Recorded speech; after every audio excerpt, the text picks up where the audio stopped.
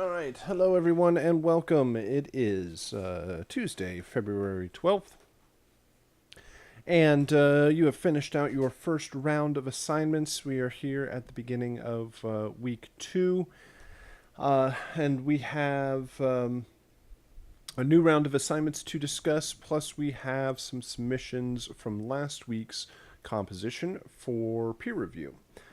So last week, your main composition or your main assignment was a composition for our first game called 2D Platformer, and you should now have the 9 music files created, along with the 18 sound effects also for the game.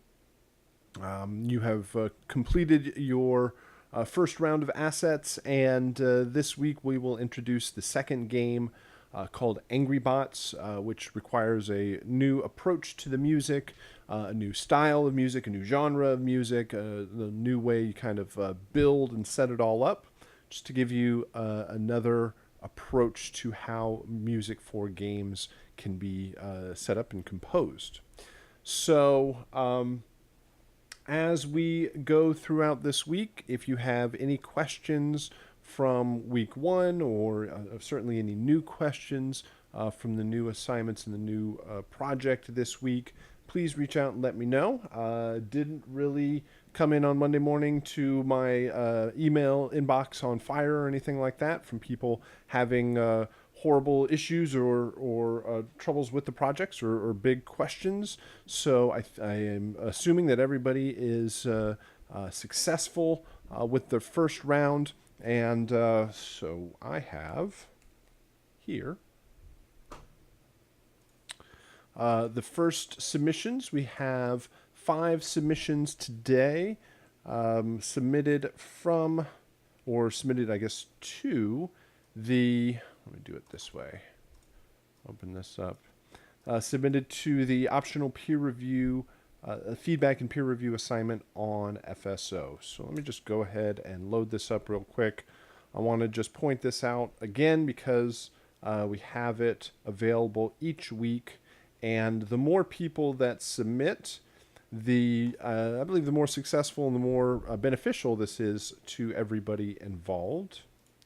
Let me get here.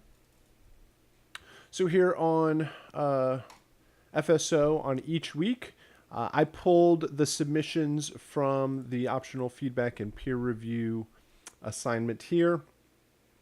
And this is a discussion post for everybody to post up.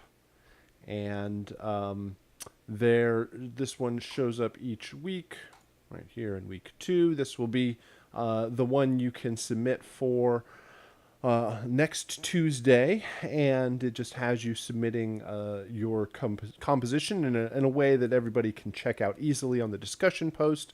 And then I end up pulling your final submission, just because I don't know if anything has changed in between when you might have submitted it on the discussion post and the final submission. Plus, I get access to all the individual 9 files, and we can go into it a little bit more deeply. But make sure you take the opportunity, and hopefully each time there is encourages folks to participate, and each week hopefully we'll get a couple more submissions, because it's all well and good and for you to get individual feedback, and that's certainly a big purpose of this. Everybody will get an individual feedback video with the grade and the assignment for the composition. But here you get to see everybody else's approach. So you know exactly what you did, and we'll go through things to work on and improve. But you'll see everybody else's submissions, and the good stuff, the bad stuff, things to pay attention to, other things to avoid, and people will have different approaches that you might not have even considered. So always good to have more people submit overall, so that we have more of a variety. So I have 5 submissions today. Each track here represents an individual student submission. You can see everybody's last name over here. So if you submitted, you know which one's yours. Of course, as soon as you hear it, you'll know it's yours.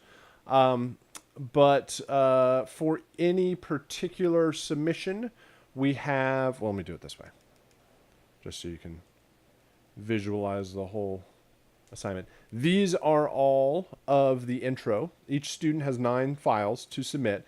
This column over here, these are all, not I say intro, these are all of the main loop files. These are the 3 8-bar main loops. These are the 3 2-bar intros, and these are the 3 2-bar endings. They're only set up this way or in this sort of order because that's alphabetically how they import into Logic. So we'll start over here on the main loops. Listening to these, then we'll go, because listening to the main loops first gives us the overall picture of what the composition can and should sound like. Then the intros and endings are mainly how did you get in and out of the main loops. So the first and foremost, the main loops need to loop. Looks like everybody's here. Well, let me do this too. Let me talk about everybody's as a whole. I'll just talk about generally what we're listening for, and then we'll go into everybody's individual one. So I'll talk about the main loops, talk about the intros and the endings, and then we'll go back and address each one. All right, so the main loops need, first and foremost, need to loop. They need to be able to feel like they are consistently playing and can play endlessly. Whenever you reach the end of a particular cue, you need to be able to either return back to the top of the same cue, jump into the next one, or jump into the third one. That means that all 3 of these main loops should be in the same key. They should be at the same tempo and the same time signature to maintain consistency in the composition. They should also use the same instrumentation so it feels like the same band playing the same piece of music. You need to have a strong rhythm to push the pacing of the game forward, nothing too slow or laid back. You should also have a strong melody. Your melody is going to be the element that creates the most change. Throughout the entire gameplay, it's going to be these 3 8-bar cues that are randomly playing back and firing at different times. So they're going to be repeating enough on their own or repetitive enough. So you don't want to make them even more repetitive by taking an 8-bar cue and repeating the same 4-bar phrase twice or a 2-bar phrase 4 times. And you want to make sure that typically your melody, a bit of your progression, baseline, and rhythm also is changing from one cue to the next. It doesn't need to be wildly different, but obvious changes, and the melody, you can have a bit more static and consistent rhythm, harmony, and progression as long as the melody is changing and creating most of the focus. Now, that doesn't mean you should just copy and paste them from one to the next, but if your melody is sitting there just like sitting there on whole notes and it's not moving much more than the chord changes, then you're going to need to have a little bit more interest in either the rhythm or the production or some other aspect of it. So there needs to be variation over the course of each one of these cues. Consistent in the mix. You want to make sure that no one cue is a bit or is quite a bit louder or stronger than the other ones. No one of them is going to stand out. So you want consistency in the production of it and that variation in the composition. So overall, these look, at least visually, these look like they're set up ready to go, like they're set up to loop and transition from one to the next. This one visually looks different in volume, or it's more like density than, well, even volume. These kind of stick up a little bit more. It just looks like there's more going on in the loop 2 and 3 versus the first one here. Other things to watch out for are sometimes you can use things like halftime and double time to make create changes from one cue to the next. But any strong rhythmic change like that, variation, will maybe create too much distraction. Like if everything's at it's like a consistent time, and then one of the cues is a double time, well, every single time that one's chosen, it becomes a lot more obvious. Like the pacing of the game speeds up, and then it comes back down. So we'll have to pay attention to, obviously, just looking at this is kind of only half the battle there. We have to actually listen to them and see what we hear. The intros. All right, the intros need to build up. They need to create a rise in intensity. They need to create anticipation heading into the main loops. The intros, the end of the intros need to make sense when they transition over to the main loops. It's very important to understand that intro 1, 2, or 3 does not necessarily go into main loop 1, 2, or 3, or I guess better way of saying it. Intro 1 does not necessarily go to main loop 1. Intro 2 does not necessarily go to main loop 2. They are completely random in their combination, and so they have to make sense from one to the next. So you need to create that sense of a rise of an excitement and intensity heading into the main loops, and it makes sure it transitions smoothly into any of the combinations. And that's really where a lot of the challenge of this project is. If I told you to write a 2-bar loop that, or not 2 bars, 2-minute long loop that fits for the particular game, then that probably wouldn't be all that difficult. Maybe just to make a little bit extra work to make it loop at the end. But overall, it would be not much different than a traditional linear composition. The main thing that we're focused on here is the ability to switch and change from these different chunks of music, that you make sure that they make sense in all of their different combinations. The ending cues, we need to make sure that, first and foremost, that they end. They need to create that sort of period at the end of the sentence, the end of the musical phrase. They need to actually reach silence. These look good in the fact that they at least visually, they reach silence. These look like they almost get there. They might get cut off at the end. These have quite a bit of silence at the end. These look like they all hit silence. These look like they get pretty close, probably. So we want to make sure that you watch out for any reverb tail, cymbal crash tails, instrument decay, anything like that that is still just getting down to silence before it make sure it gets that it doesn't get cut off. Endings need to musically, compositionally, they need to resolve whatever was going on in the main loops. So they need to start at the same intensity as the main loops, and then resolve down to, again, that final, that finale, that finish, that strong ending. Whether you end on a single note, single chord, single hit, whatever it is, make sure it doesn't just get cut off. And at least compositionally, these don't look like they do. Other things, you don't have to use the entire 2 bars. You can end on beat 1 of bar 2 or beat 3 of bar 2. You don't have to go all the way to 1, 2, 2, 2, 3, 4, like all the way to the end of bar 2. If you do go all the way to the end of bar 2, then, or something's still fading and you need a little bit of extra room to make sure it gets all the way to silence, that's perfectly fine also, which some of these might be doing here. Otherwise, the intros and endings need to use the same instrumentation. Every once in a while, we'll have an ending that just is missing the drums, like the drummer just stopped playing. So we have to make sure that you have that consistency from one cue to the next. So, at least talking my way through it, that's most of the stuff that we will be paying attention to here. If you have any questions, especially if it is your composition that we're going through, if you can post up any questions in the chat.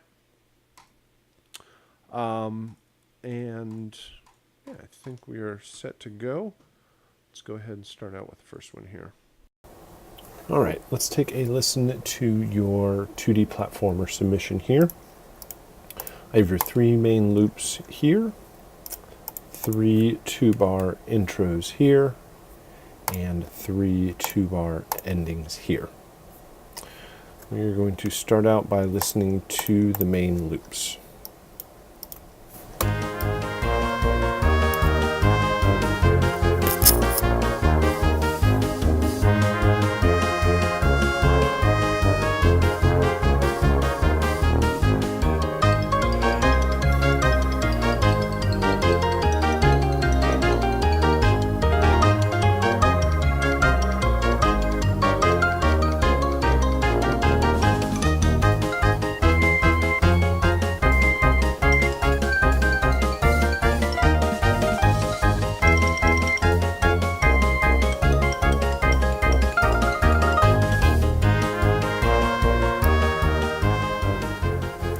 All right, so excellent pacing and energy overall, lots of fun all through the composition with strong changes from one to the next and different lead instruments. Right, so let's start here on the first one. Here we got the brass as the lead. We got the low tuba as the bass. We got the drums in there. I believe the other instrumentation is there in the background. Here we have the xylophone and the piano. I love that kind of energy that the xylophone adds in the back. Then we get the organ here on the third one. Xylophone's still there. Piano's kind of chugging away in the background. So each one of these transitions nicely from one to the next. I really have nothing to complain about overall. The composition, lots of fun, lots of change throughout. The only thing that might be of concern, and this is really once you put it in the game to test it out, is how identifiable each one is, especially with the change of the lead instrument, which might be perfectly fine when playing back in the game. But the question would be what happens if it chooses, let's say it chooses number 2, it chooses that 5 times in a row, or plays number 2 and then goes off to 1 and then goes back to 2 and then goes off to 3 and then back to 2 and then plays 2 a couple of more times. So those would be the main concerns of how identifiable each one is. But honestly, listening to it in the background while I'm chatting through, the overall pulse of the rhythm is consistent enough that yes, maybe it's really identifiable here in the sort of under the microscope inside of the DAW, but once you put it in the game with the music and the sound effects and the graphics and the interactivity of actually playing the game, a lot of that stuff might sort of melt in the background and it just becomes fun music. All right, so let's jump over to the 3 2-bar intros.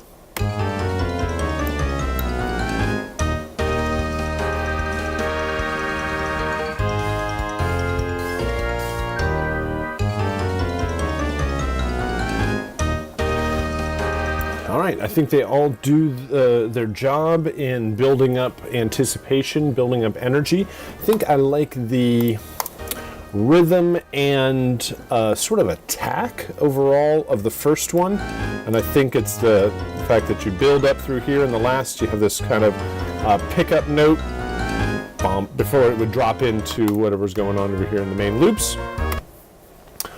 The main thing that I'm picking out with intro 2 and 3 is it feels like the drums don't play that prominent of a role. They're just there to kind of give almost like a snare roll, or not specifically on a snare, but the whole drums just become this roll building up in energy without having that. I'm thinking it's more like instead of bop bop bop bop dot dot dot dot dot dot dot, it's more just kind of consistent all the way throughout. Da da da. So maybe having a little bit more pulse under there. Da da da da da da da da. And I think it's because the drums are just hitting the chord change. Or if it is, it's way buried back there. I hear a couple of open hi-hats in there. Maybe it's just because I'm missing the snare. Well, it's there. But it almost turns into a roll. So, again, slight details overall, but having a little bit more of a bounce or attack to this to help build up that energy, because here, with that snare,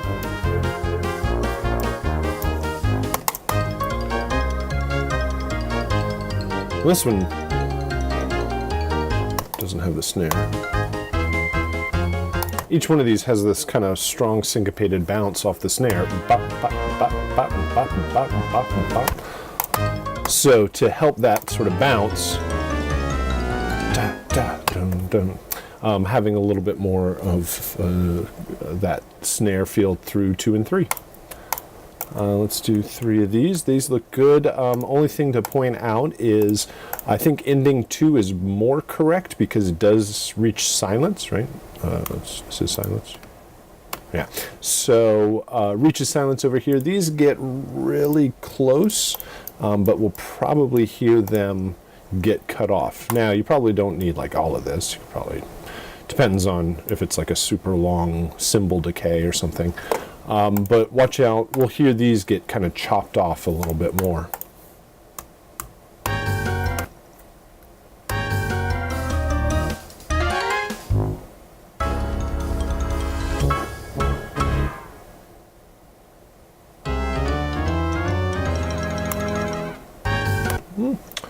You get really close.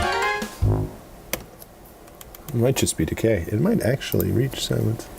Anyway, it's really close. So the other suggestion here is if you need to use the entire 2 bars of the ending cues, then you can leave a little bit of extra room for things to decay. So, I don't think that would even stick out. This one, let's see, let me listen to the composition of each one. So this works really well because it feels like that sort of descending or falling feel. And you have that kind of the period at the end of the sentence over there. This first chord feels off. It's like a 16th ahead or something. Although, I don't know, maybe it wouldn't be timed to the falling. So, yeah, this one doesn't have as strong a resolve as the others. Let's see. Yeah, this one is almost, feels more strongly in the haha, you messed up kind of category. Like musically, that's what it's trying to say. Haha, you lost the round. Which I think is very appropriate for this composition. Like this one these two tell more of a story than this one, I would say. All right, so compositionally, very well done. I think it fits overall with the approach to the music. Everything's going to transition nicely and work well in the game. So consider like having what happens if these repeat and how obvious they are, like how memorable. I guess it's a better idea. It's very catchy and very memorable, especially as it switches between the lead instruments. A little bit more build up through the intros and the resolves at the endings. All right, so good work overall. Please let me know if you have any questions. Thank you very much. All right, let's take a listen to our single submission here. I have one track with all of the files laid out horizontally on it. I have the 3 main loop files here. These are the 3 8-bar main loops. The 3 2-bar intro files here. And these are 3 2-bar ending files. They're named outros. They should be named endings. And we have to make sure they don't get cut off right at the very end by the end of the file. We're going to start out by listening to these 3 main loops.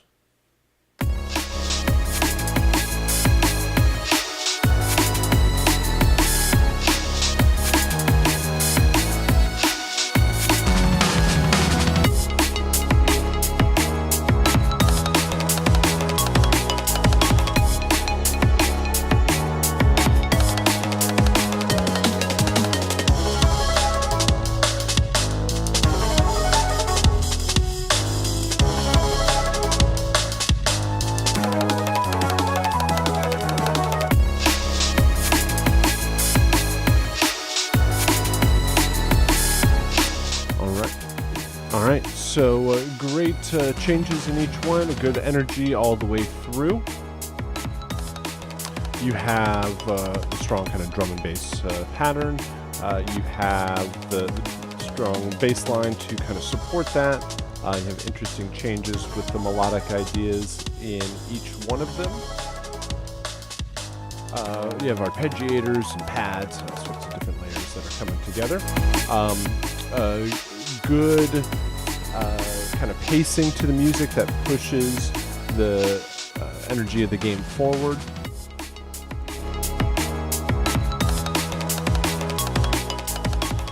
And strong changes from one to the next.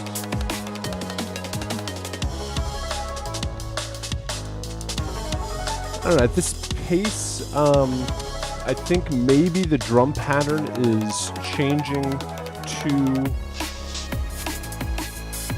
kind of too strong, like too much. That might create, well, I guess to the style of the music overall, those strong changes do work, but you can definitely tell where the changes from one cue to the next. Instead of kind of getting lost all the way through, you have three very well-defined cues, and I think that's more of an issue of the pacing of the music. Maybe consistency in the way you're using the lead synths could also help make them be more consistent. It's really odd because most of the time I'm trying to encourage more variation, but I think a lot of it has to do with the style of music and how each of the layers are being utilized. But honestly, that is going to be something to check out once you get it into the game to make sure that those strong changes aren't too distracting. Once you get into the game with the animations and the gameplay and all the sound effects, maybe it'll take more of a backseat role and it'll work out just fine. So something to do, definitely pay attention to in the context of the game. Here are three intros.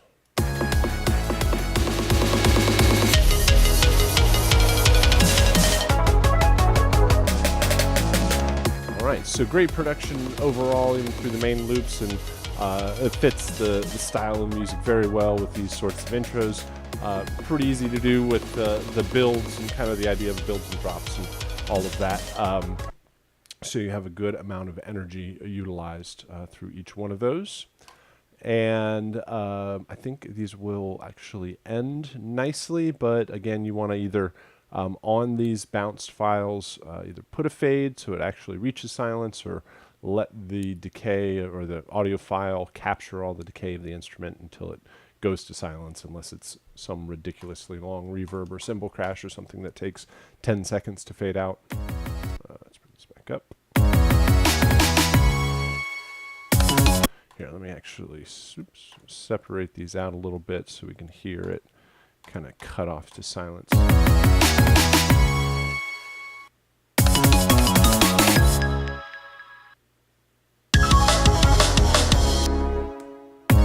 So, nice work overall. Compositionally, they resolve very nicely. Let's do something. Oops.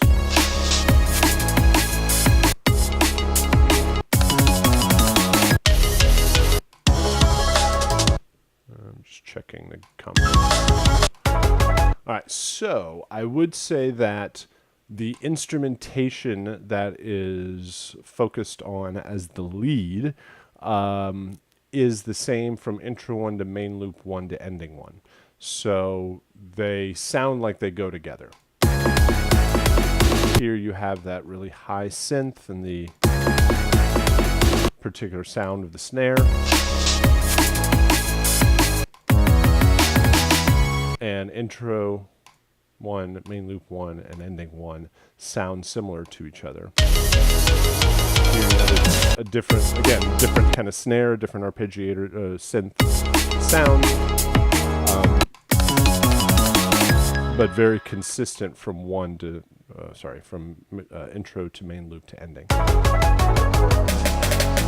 Here here. It's more the sounds like an arpeggiated electric organ. So the only concern would be what happens when you get intro 1 to main loop 2 to ending 3 in any combination. Now, the music has so much dynamics and change to it overall that it might just work just fine, along with all the sound effects and the rest of the gameplay. But another thing to consider is the consistency of the instrumentation. If you certainly the focus is whatever unique synth it is to each one of the main loops. If you can hide the other instruments in the back or the harmony layers of the other cues, that would probably help. I don't know if it'll kind of clutter things up, but that would help the consistency overall. Definitely something to watch out for, because you have nailed all of the other aspects, like everything loops properly, it transitions from one to the next. You have a consistent mix. You have a strong energy in the in the intros that build everything up, and everything resolves nicely through the endings. So we're talking about much more of the subjective creative aspects, which is a good place to have the discussion overall. That means everything will function correctly in the game. It'll sound correct. It'll just be, okay, once it's all in the game and it's all playing together, where it's kind of stringing all of the different pieces of music together randomly, and you've got your sound effects in there and the gameplay. How does it all sound together? So just some things to consider as you go along. All right. So good work overall. And now we will return it back to the original archive. How about this?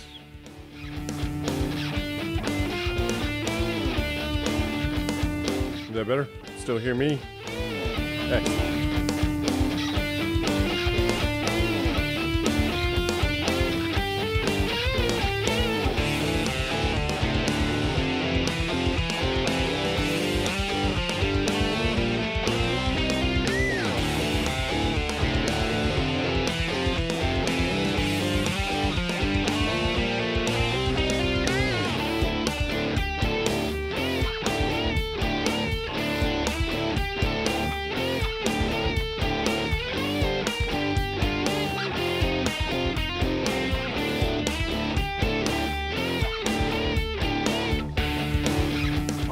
So compositionally, I think everything works. I do want to check something real quick. I need to hear something with some bass, because that's the main thing I heard through here was missing the low end. Well, none of these have low end to them.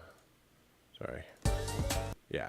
All right. So I think the main thing, that I'm hearing is missing the low end. That's the first thing that stands out, even before I focused on it compositionally.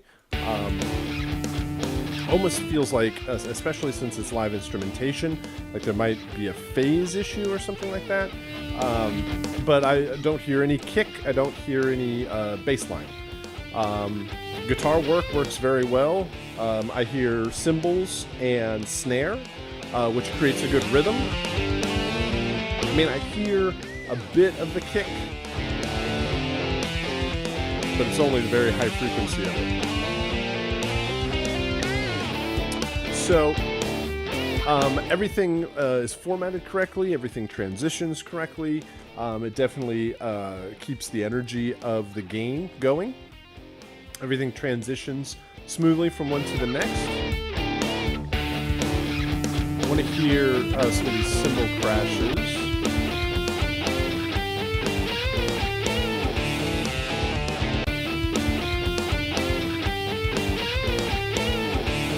See how they... Okay. So they're not like transitioning over one to the next, or there is a cymbal crash on beat 1 of any particular cue. Over here you went to the hi-hat. Right here. so there wasn't anything that really transitioned over that would get in the way. Always enjoy live instrumentation. Everything fits well overall. Like I said, it'll transition back and forth nicely. The main thing that's just very quickly thrown me off is the missing the low end, because I would expect there to be a nice big bass line in there and kick drum and all that. Let's see how the intros fit against that.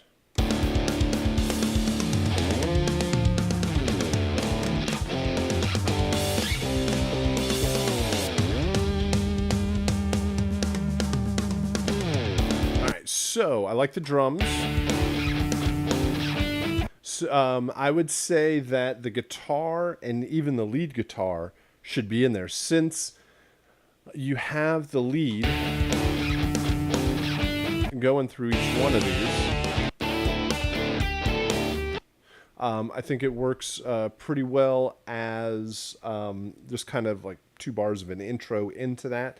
It feels kind of like it's missing, or like the energy, the drummer's going at it, the drummer's doing his job, but the guitar player is not also building things up. So I think you could do a lot with just kind of this rising line off the lead guitar. Ending cues. Cool.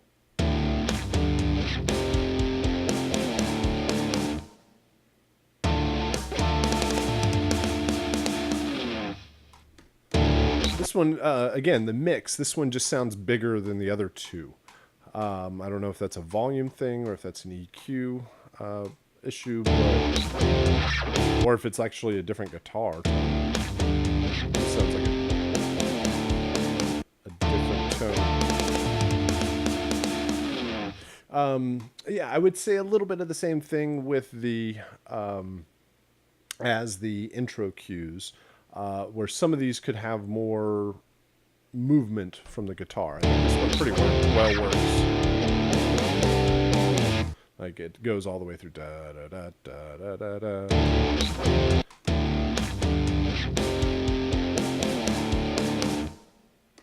You could probably even just end out those solos too, or do something where the the players just lost control. They've just lost, so the lead guitar does a weird bend thing or a slide or something like that. Just so you could work the more energy from the guitars in the intros and endings. All right, so overall, I think it fits very well. I think it'll work nicely for the game. Add the rest of the, more guitars to the intros and endings, and watch out for whatever aspect that is in the mix where all the low end seems to be missing. All right, a good start. Let's go ahead and check out our next one.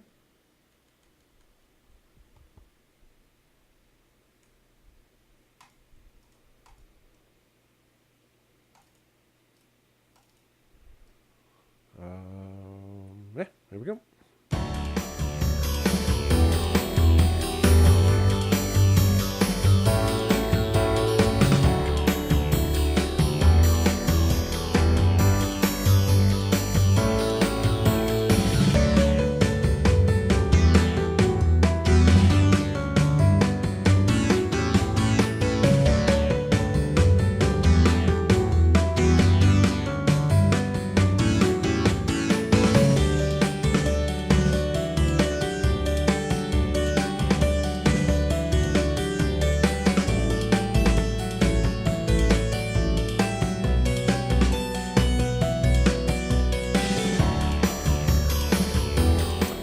So I think overall, compositionally, I think it works well. I think that it transitions nicely from one to the next. Everything should fit and flow well together. I would say that this second cue outlines the issue with sometimes going back and forth between kind of a regular time and a double time kind of feel, mainly because I think I like the second one the most. I like this energy level all the way through, but the setup of 1 and 3, there's a little bit more energy through 3, like some of those ghost notes on the snare help it. They're certainly not as high as it is on the second one there, but there's a strong change when you go from 1 to 2, and I think 1 and 3 sound more the same, but I like 2 overall. So I would probably keep everything at this pace all the way through. Or at least maybe, and you could try keeping like 2 of these at this pace, like maybe bring 3 up there and then have this one even kind of like a quarter time feel, or I guess like if this was the regular time, a halftime feel from that. So I think that's the main, and here's another thing. Maybe when you put it in the game, having it switch around too much will cause too much distraction. Maybe when you put it in the game, you have so much other stuff to pay attention to that it really doesn't cause that much issue in the background. So there is one aspect of us listening to this in Logic is not the way it actually feels in the game, because you have the music plus the switching and the changing, like all the random like intros and outros and the main loops. You have the graphics for somebody to pay attention to. You have the actual gameplay, the fact that they're not entirely paying attention to the music, they're actually playing a game. So there's a lot of other things that kind of gloss over some of the details that we might pick apart when listening to everything in Logic. So one thing to consider is how is the pacing of the game affected when it switches around like this and goes to kind of this halftime, double time feel. My main vote would be just to have everything be at this pace, the pace of number 2. But certainly worth checking out and trying and seeing all the variations of it. So other than that, I think it works out. You have the strong rhythm. You have the piano as the kind of harmonic layer. I'm sorry, the synth is the harmonic layer. Well, no. Sorry, the piano is the harmonic layer and the synth is the lead. Although the piano is the lead here. This is more of the, looks like a clavinet kind of, some synth. So it actually switches up, which is the lead, which is good. You have more variation, more things more changes to pay attention to. So overall, I think it works. Let's try 3 intros here.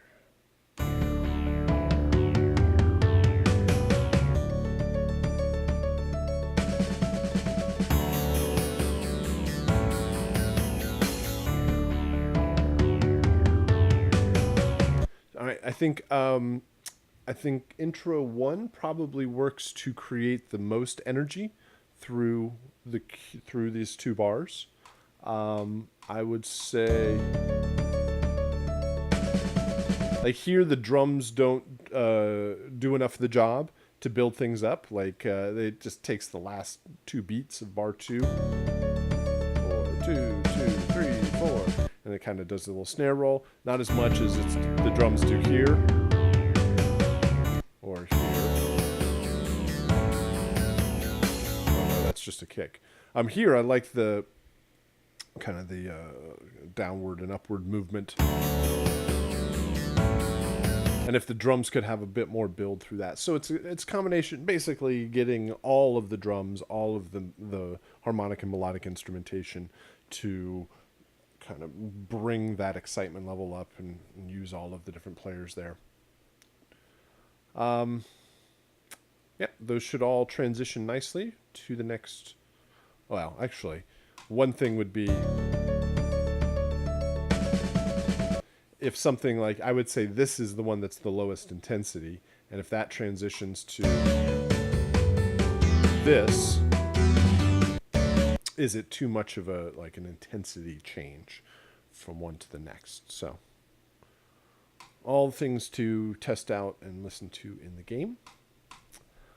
The third one here. Yeah, I want to make sure. Do these actually reach silence? They look like they get cut off just a little bit. Yeah. So let's do this. Let's separate them just so we can see if we can hear it. Okay.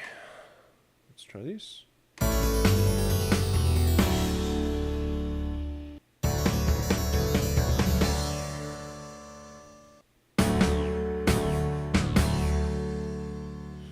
All right, so yeah, definitely they need just a little bit more to fade out. I think, again, it's an intensity difference. This one is moving a whole lot faster, or at least that arpeggiated kind of, I guess I'm going to call it a clav line. This one I think is kind of slower, or just more slower, but less dense. Let's probably put it that way. This one, da, da, da, da, da, da. So you'd have to work, like, where does that snare sit as it transitions from one to the next? Because I think what you're doing melodically and harmonically all work. They all hit that last note, last chord, fade a little bit to silence. So I think the rhythm is about the only part that would concern me, and how it all transitions back and forth. All right, overall production works very well. I think we got all the pieces that'll fit nicely. So we'll check it out, how it sounds in the game. All right, very good. Let's keep going here. Oops. This one, at least the peaks here seem a bit louder than the rest of them. That just might be a different instrument. Let's see what we have.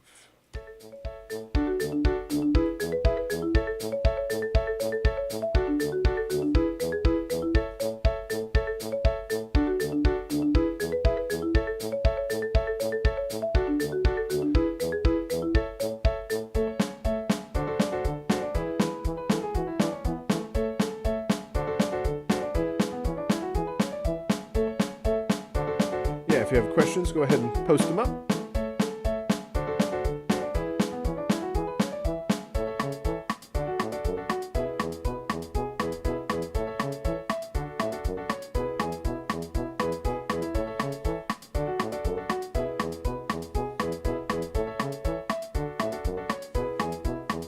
All right, cool.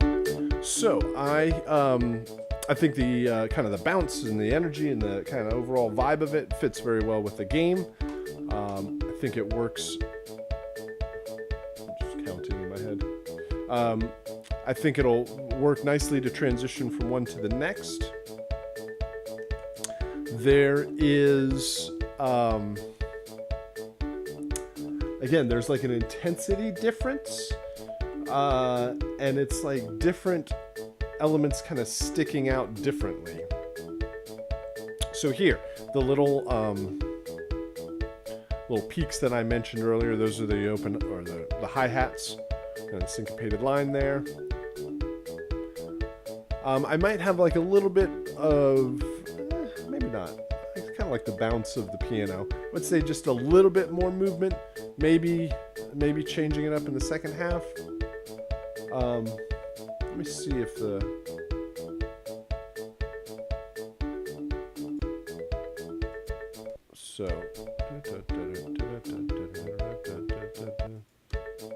come on.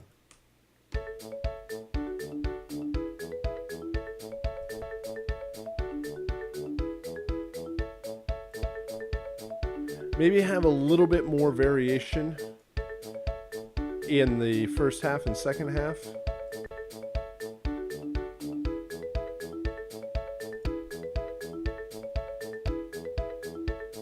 Yeah, just to create more, you have more room of creating to create that variation.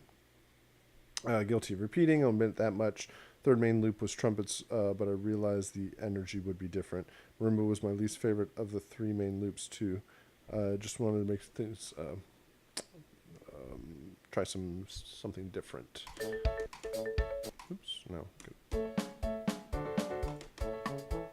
Okay, so I think that points out the thing that I believe might be missing is I think the marimba should be here where you have the piano. I think that's what the main thing is it feels sparse and like the focus and the intensity is in different places. So the marimba, like the piano, should also be here. Well, it is. So when the piano is here, I think the marimba should be here, but kind of farther in the background. This one, piano, and then the brass is more of the lead or has more of the movement. Well, that should be much farther out. Like you could just switch up the roles. So you have brass, you have piano, you have the marimba. Each one of those should be in each of the 3 cues with a focus on one of them. I like the changes in the drums. And then just use the second 4 bars to create more variation. So I like the pace of it. I like the kind of bounce to it overall. It would just be creating that variation and not having... Again, this one almost needs... Well, I jumped again. So marimba, piano, and drums. You need like a bass line. Bass line would work like here, and that low brass line could just be the bass in each one of them.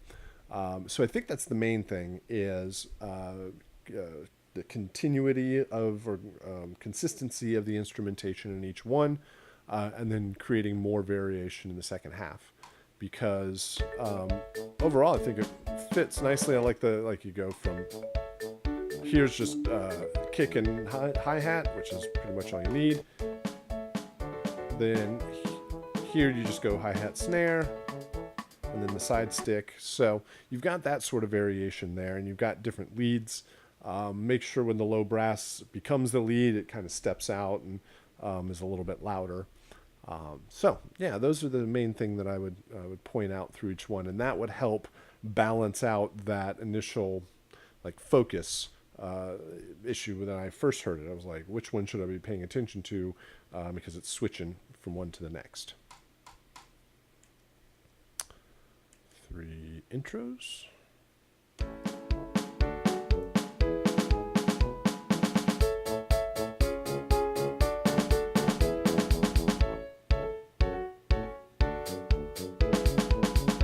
So this would also point out the fact that if you each one of these has piano in it, but each one of the main loops doesn't focus on the piano.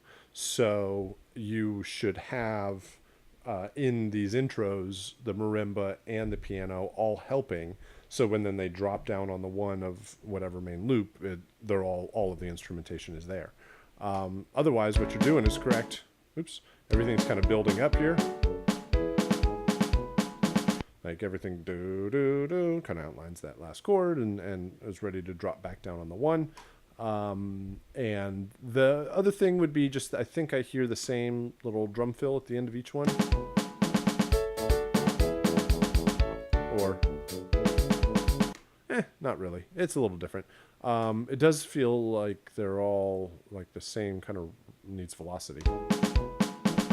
Like that right there.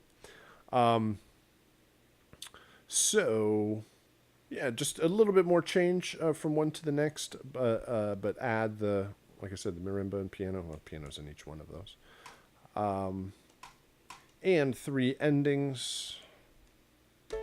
Oops, those are not endings. Cool.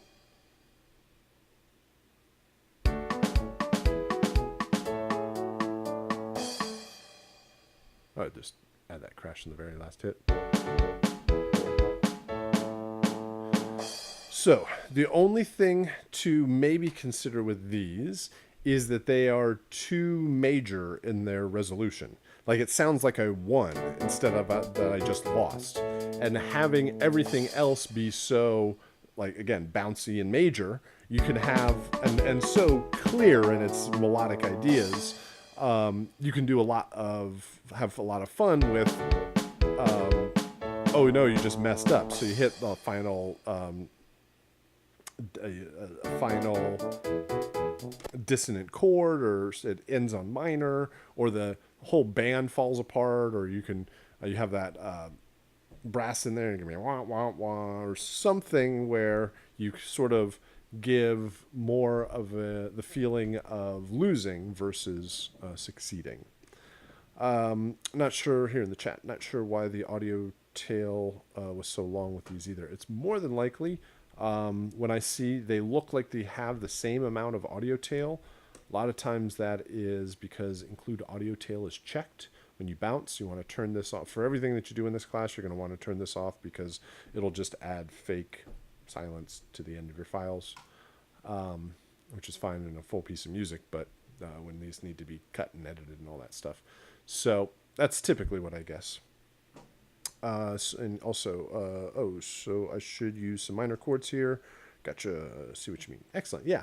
And I don't know that it needs to, you probably in the first bar are going to be major. And you don't, I mean, compositionally, these are perfectly fine endings. But it lends me to the thought, just right off the top, that like I won overall. So these last chords that you hit at the very end, I think they're all beat one of bar 2. 3, 4, 2, 2, 3, 4. Yeah. 1, 2, 3, 4, 2. Yeah, so everything from 2 on should probably, I mean, could be at least to try out having some variation with the minor dissonance in there, or everything falls down, or just kind of falls apart entirely. More variations there. All right. Overall, I think it works well. The main thing would be the consistency through the instrumentation. Compositionally, I think everything works well. Just in the second half of these, I think we talked about probably the second half of each one, maybe having some little bit of tweaks. So again, good stuff to be talking about. I guess I should point out overall that with all of these, more than likely, and so far, we've been talking about ideas compositionally, how the instrumentation is used, sort of the aesthetic of the game, the pacing of the game, more creative things, which is excellent. That's exactly where we should be in the conversation. That means that you've kind of gotten over the hurdle of the technical stuff, which is all the files are there, formatted correctly, the main loops are set up to loop. We don't need to really discuss or how or why the files should need to loop. The idea is that the endings need to end in silence, that consistency, they're all the same tempo, the same time signature, the same key, same instrumentation, nothing's wildly, I mean, quite regularly, it's probably, I mean, not every month, but maybe some month I'll get 1 or 2 compositions that are where each main loop is just like a completely different song. So understanding how it all is supposed to work in the game and how it's supposed to function, those are much better places to be in our discussion overall versus just because one of the challenges is the client may not have any clue why it doesn't work. They're not familiar with audio or audio files or sample rate or bit depth. It doesn't work in my game. It could be because they're not named properly, incorrect format. They think it stops, but instead there's just bounced a whole bunch of silence at the end of the file. These basic formatting things that need to be taken care of before you can even get to the idea of does it sound correct for the game? Is it aesthetically work for the project?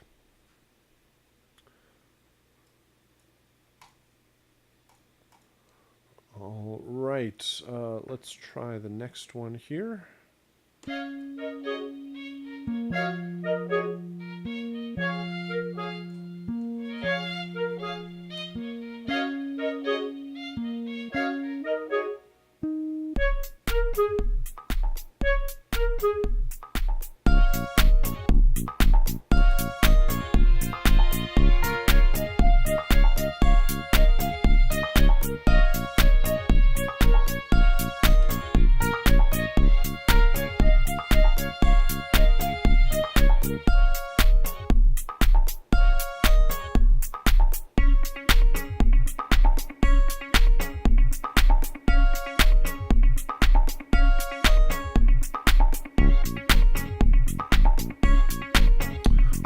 So, the first one is you need some drums in here also.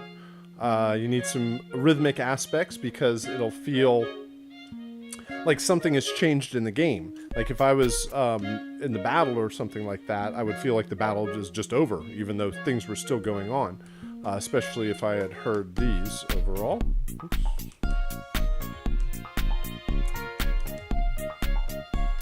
Does it pick up over here? The little drums come in a little bit. So let's start with this one.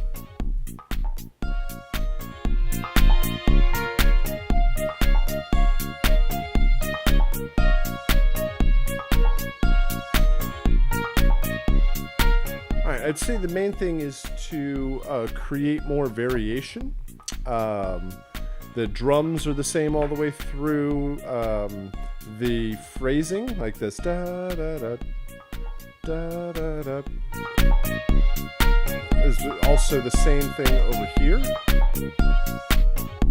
That phrase.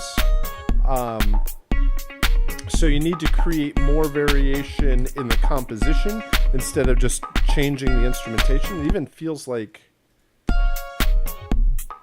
almost feels like song form, where you have an intro, an 8-bar phrase, like a verse, and then it goes to a chorus or something like that, where you need more consistency within a particular cue, at least instrumentation-wise, while compositionally developing over time. Like it shouldn't, I mean, it can have the guitar here, but it shouldn't necessarily kind of come in and out. Where does it go away? Does it stay all the way through? Yeah, because it kind of disappears in the first half. First bar or so, or 2 bars, before it comes in here. So, and then the drums are the same, so just more variation in the composition versus having layers and muting them in and out.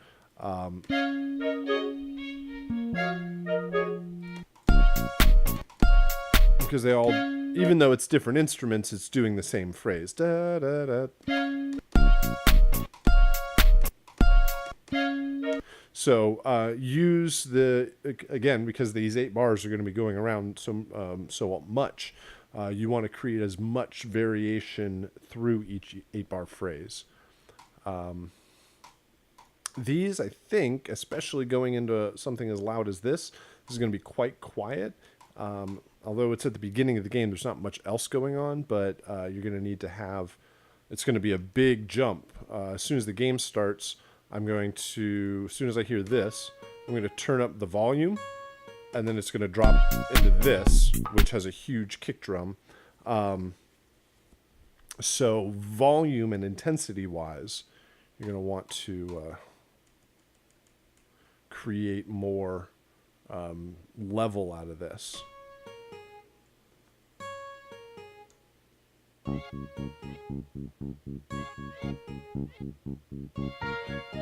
Yeah, it seems like each one, like intro 1 and 2 make up 3 here. No, those are not even lined up. No, but come on, Logic, why would you not line these up? There you go. There's probably something else in here. The flutes are in there. So add more elements. You also need the drums. That's the other thing. You don't have any drums in here. So add a little fill drum intro to create that sort of build and energy. Because if you did this, oops. I don't know if that rhythmically will work, but hit something like this. And all of a sudden this kicks in, you're going to hurt somebody's ears. 3 endings.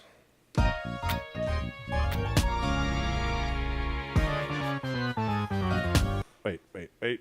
I left something. There we go.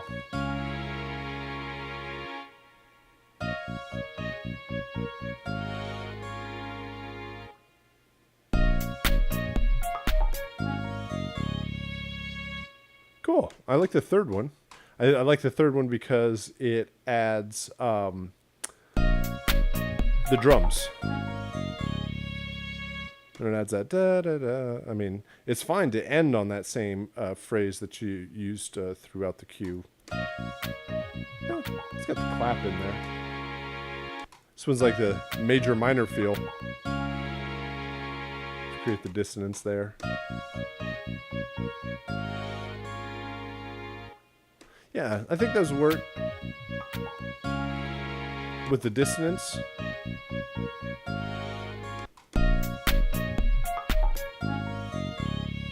Now the problem would be that this one then sounds too major. Like this one now sounds like I won. Da, da, da. These sound like I lost.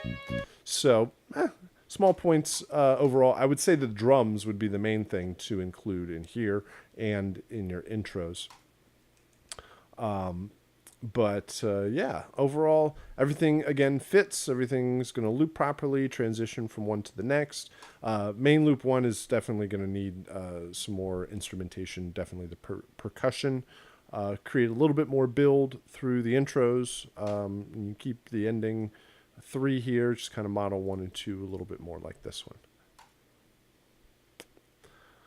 Awesome. Very good. And we'll try one more here. I got a little preview there last time. I accidentally left it unmuted.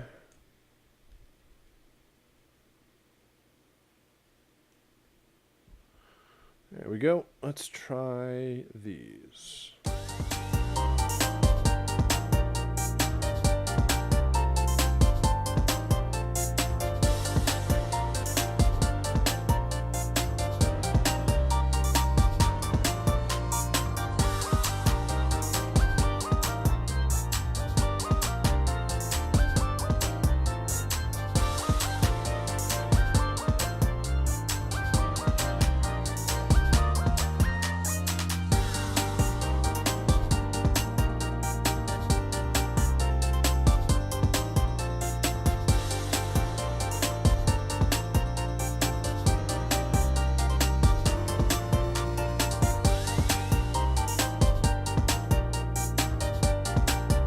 All right, everything works. Everything transitions nicely from one to the next.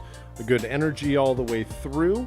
I would say the main thing would be to focus whatever the lead instrument is, kind of put the spotlight on it, bring it out in the mix, make it a little kind of forward overall to make it the focus. Like here, we got the piano line. I think, and the reason I say pushing forward, because I believe that the harmonic like chord progression from the piano is probably too far forward. And the piano, since it's like a higher octave, maybe it could even go another octave up to separate it, but I think mainly the harmonic progression could come back down. Here, you kind of have this organ line that could also come out more forward and bring back the harmonic progression, the chord progression for the pianos.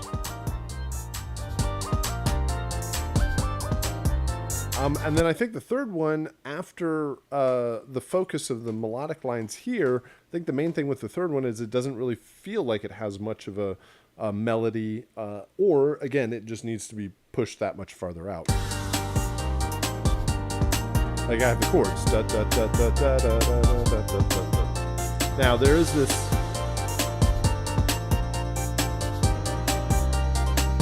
There is some extra synth back there, almost like a guitar or a synth string kind of thing.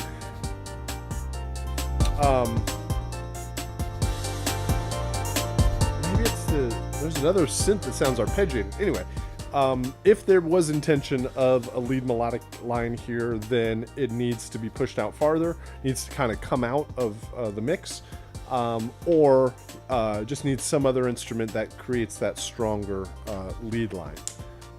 Because without that focus, it does feel a bit repetitive with the drums being the same and the like the same velocity chord progression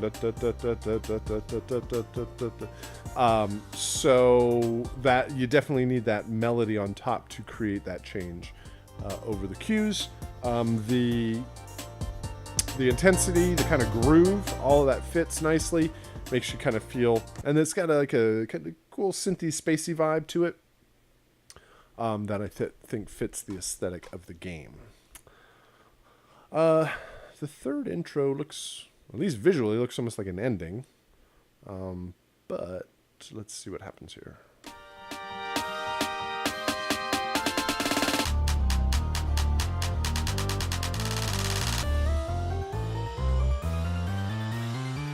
Okay, that sounds like a mix issue. Because it's just lower in intensity. Let's see. I think the first two intros rely on the drums too much. Like you got the chords to go up, but you could definitely use some more or the rest of the instrumentation. Whatever would be considered the lead to help also create that rise, because it's again, the drums are doing it. I would probably go away from the same kind of subdividing the beat, kind of doubling the beat, the rhythm each time with that clap, going from like the 8th to the 16th, 30 seconds, just to again create more variation, just change up the pattern as it builds, and none of that stuff really seems to be present on this one. Almost seems like a different synth. Oh, same thing here with the rest of the instrumentation. You have the organ going up, da da da da da da da, but you need other layers to help create that build, especially something in the higher register, because the organ kind of occupies the low end. Let's try 3 endings.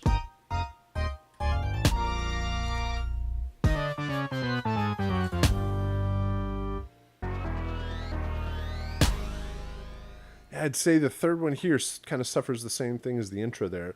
The synth or whatever layer it is feels pretty low, and that clap just kind of sticks out there. So let me see.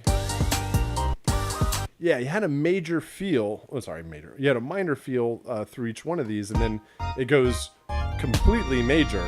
This definitely, I think, out of all the endings, sounds like I've won the da da da da. But I lost the game at that point. There is no winning at least in the game as it is. This I think fits as losing, although it doesn't have like the same. Like this has got much more density and much more kind of layers and stuff going on in there. So I think that's what's like. This one almost feels. It sounds like different instrument. Well, it sounds like the same instrumentation, but it sounds very different overall. It sounds like everything's just moved up a couple octaves, then very major. This, I think, stylistically hits it on the nose, and this one just feels very like distant or far or small or something like that. So I think there's some balancing in the intros and endings because these are so like big and stereo and lots of layers and all that stuff. So you have to match that through the intros and endings. Yeah, these all work very, very well. I think you have great material to work off of and overall. And for everybody here, a good round of submissions, good information overall, lots of good stuff to be talking about. They didn't all suffer from the same thing, or they all had their pluses and drawbacks at different places, gave us lots of different material to talk about. Again, I think it helps just to see everybody else's versions and the things to work on and improve. You do have the opportunity of making revisions and changes all the way until the end of the month. You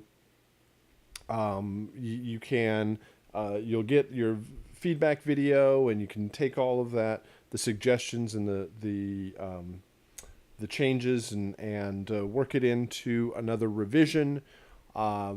And you have the possibility of changing music and sound effects all the way until the end, especially once you get it into the game. Then you can see how well any of those changes work, and how it will fit into your version of the project. So I hope this encourages other folks watching the archive to submit, that it's constructive overall. It should be relatively painless, and just mainly focused on things that, and we really did hit more of the creative side of things, like again, it wasn't just like, oh no, this is just not going to work in the game. Everybody hit that main foundation, and it's just, yeah, things to tweak and change overall. So we'll leave it there. If you have any questions, I'll stick around after class. I will be switching over to the archive now, which will discuss the new assignments for week 2. We'll meet again on Thursday. We had a couple people show up on Thursday with questions, and if you have anything to listen to, this week's assignment has a little bit more moving parts to it. So it's always good to get a heads up, even if you have just bare bones kind of stuff, as you're puzzling everything together. If you have any questions, let me know. If you can't make the class, send me emails. But by the end of this week, you will have the music and sound effects completed for both games. And next week, we will move into actually implementing things and setting it up so you can hear it in the game. So, all right, reach out if you have any questions. Other than that, I will see you again on Thursday. Thank you very much. All right, let's go ahead and discuss the new assignments for week 2. So we have a new project. We have a new game. We have a new soundtrack. A new style of game requires a new approach to the music. And so our game this week is called Angry Bots, and it is a demo that is provided by Unity Games. Again, this game is built in the Unity game engine. Next week, in week 3, we'll start talking more about the technology, and we'll discuss game engines and audio middleware and some of the software and tools that are kind of running all of this stuff in the background.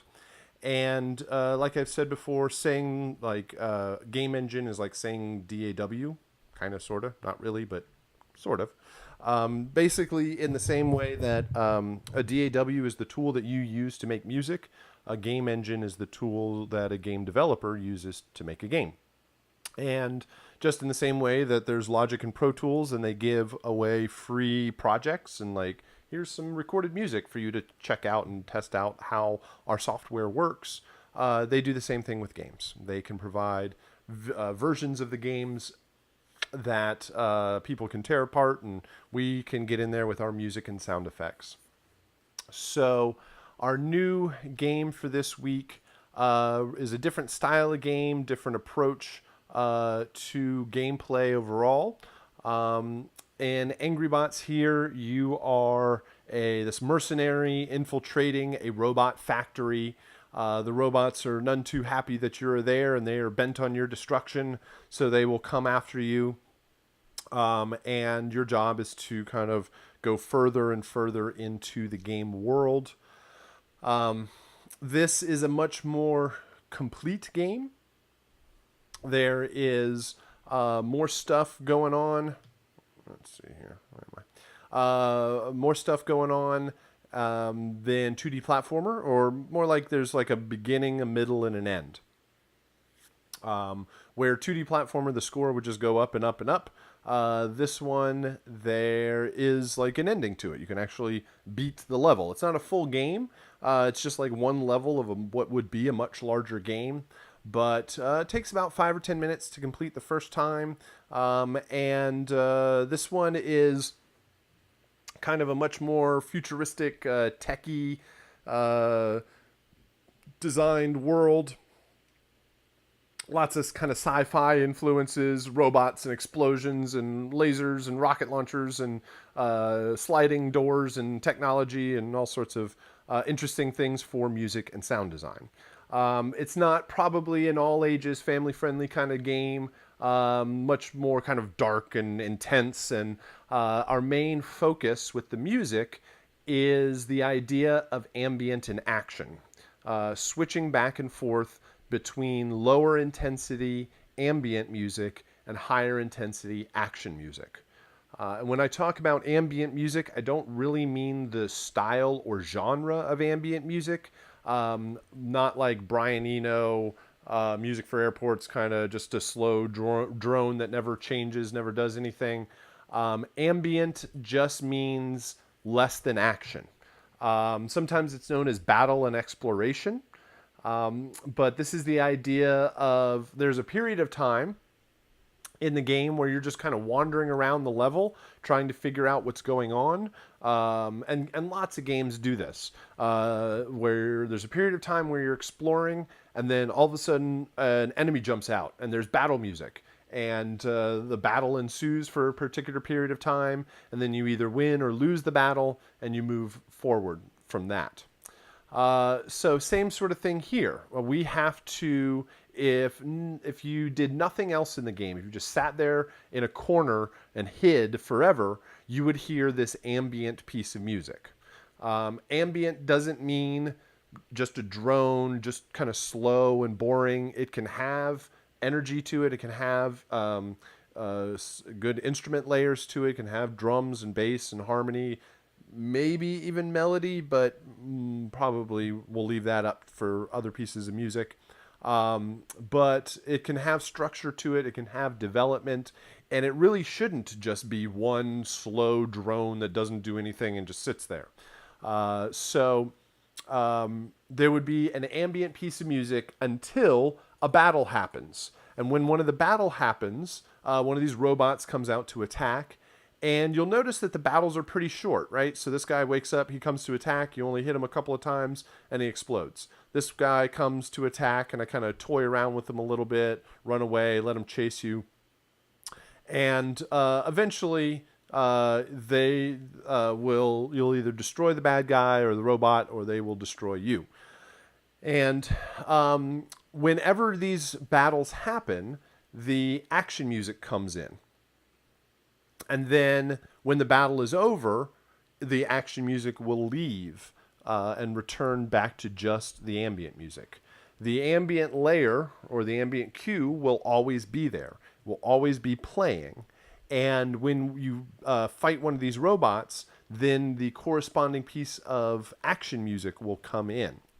There are 3 different types of robots, and each one of them has a different action cue or action theme that's attached to it. And whenever you battle that particular robot, you will hear its action theme. And then when you defeat that robot, that theme will eventually go away. It'll fade out. So you have an ambient cue, and then you have 3 action cues that represent each of the different robots. They can play at the same time and will play at the same time. So you will, no matter wherever you are in the game, you will always be hearing the ambient cue. Then one of these battles starts and the corresponding action cue comes in. So we have to understand, how do we add or subtract this action music whenever we want. That's one of the main challenges here. We have to be able to get into a higher intensity action piece of music and then return back to the ambient piece of music as seamlessly and invisibly as possible. So, how does the game know when a battle is happening? And the answer to that is it uses health points. It uses, you have health points, and the characters have health points. You might not notice, but this yellow bar on his back is actually a game meter or a health meter. And it tells you how long it takes a lot to destroy you in the game, because it's mostly just to test out and have fun with it. And defeating one of these robots doesn't really take all that much time. So we'll have to discuss how we get back and forth between this lower intensity ambient music and higher intensity action music. Let me explain each one of the robots. The first one here is called the Buzzer Bot. This is the kind of flies around, is sort of annoying. It zaps you with these little lightning bolts. These guys are called the Spider Bots. They're basically bombs on legs. They come after you, and if they get close enough, you'll either destroy them, or if they get close enough, they'll self-destruct. They really don't do much except for chase you around and become annoying. These are the most frequent kind of robots on the map. There's another one over here. And let's go inside here. So, and then here is the third robot. This guy's called the Mech Bot.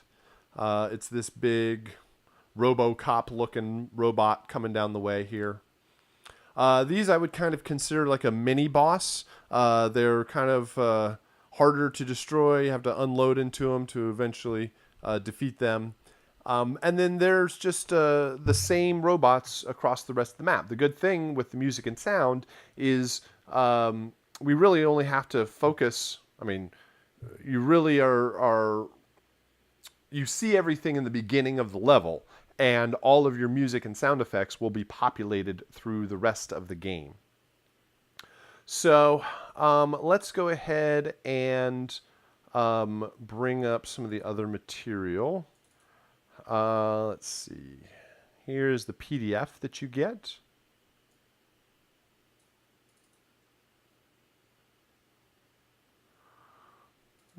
Hello? Is that not working? Shrink down. There you go. Okay. So here's the PDF you get. It discusses all sorts of different aspects of the composition of the project. You have action and ambient cues. Why do I keep turning away? There we go. You have action and ambient cues and a discussion of each one of those. How to play Angry Bots, hopefully, should be relatively straightforward, not too difficult to control. You can use the arrow keys to go up, down, left, and right. You can use the mouse to look around, and then left click, or just click on your trackpad to fire. There's a couple of listening tracks as reference. Different classic games in the style of this kind of sci-fi action game. Musical style. Here we're really looking and focusing on intensity. We want to make sure that whenever those robots come after you, that it's really powerful and strong and intense. You need to feel like the danger of these robots coming to attack. Nothing too chill, nothing too laid back. Sometimes I hear some music and it's like, hey, robots aren't so bad. Let's go ahead and have a cup of coffee or something like that. And they're like, yeah, sure, that's no problem. Which is not what you want. You want intense and strong and loud, and robots are chasing you around with lasers and missile launchers and all sorts of crazy sci-fi sort of stuff.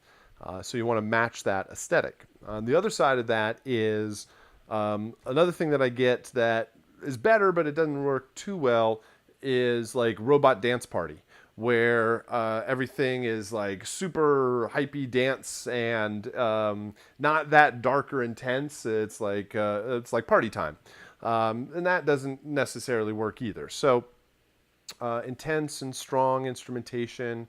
I have suggested instrumentation, synths and pads and driving bass lines, gated effects, sweeping filters, bouncing delays, fast percussion, heavy distorted guitars, big fast drums, large brass and strings, cymbal swells and impacts, anything that portrays strength and intensity. Then there's descriptions of each one of the cues, which is basically what I'm discussing now, and how they'll play back.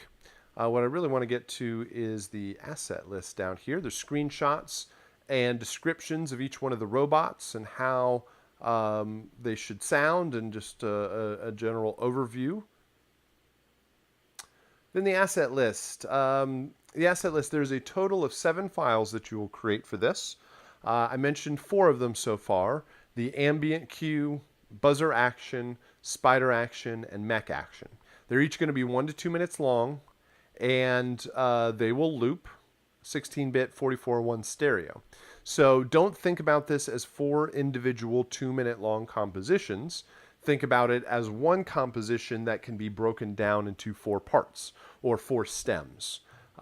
So each one of these layers is going to contain unique instrumentation. You shouldn't repeat any instruments between the different cues, so that when you hear those particular groupings of instruments, or that thematic line or melody or instrument, whatever it is, you can recognize whatever robot's coming after you. You almost train the player with the music so that they can hear what's coming up next. So let me explain how these 4 files work, and then I'll get into these short stingers here. So when the game starts, if nothing else is going on, you are always hearing the ambient cue. Through the entire game, that 2-minute long ambient cue will be looping around and around.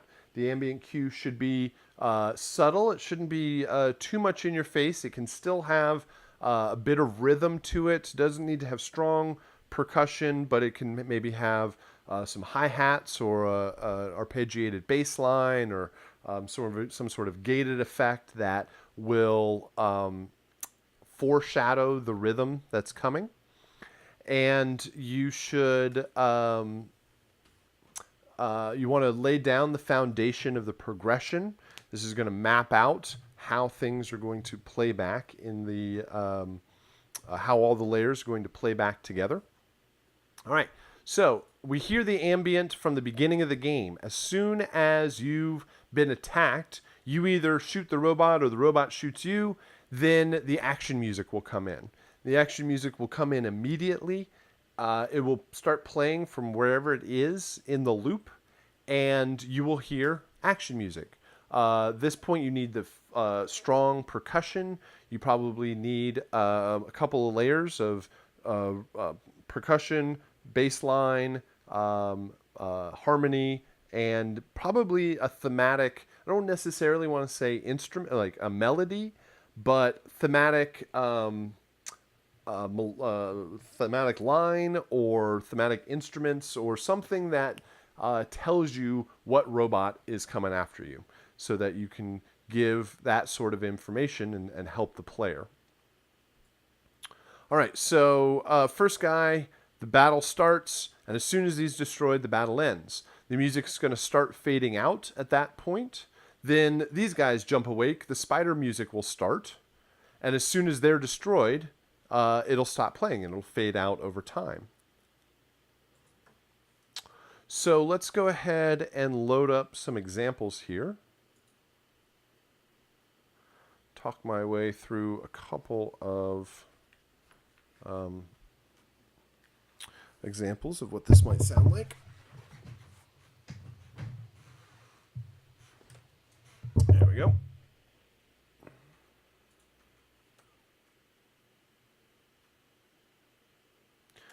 All right, so as stated before,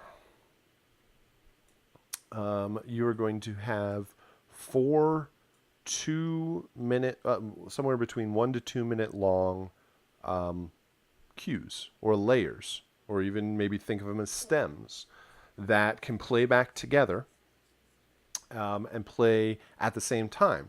The biggest challenge here is going to be dissonance and clashing notes. You want to make sure that there's a lot of similarities between these cues. They need to all start at the same time. They need to end at the same time. They need to be in the same key, in the same tempo and same time signature, and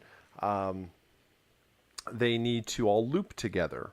They need to follow a common chord progression, because even if they're in the same key, if they're all headed to different chords at the same time, it's going to probably not work so well. So you need to, with all of the things that are the same, key, tempo, time signature, looping, starting, stopping, the things that are going to be unique are your choice of instrumentation.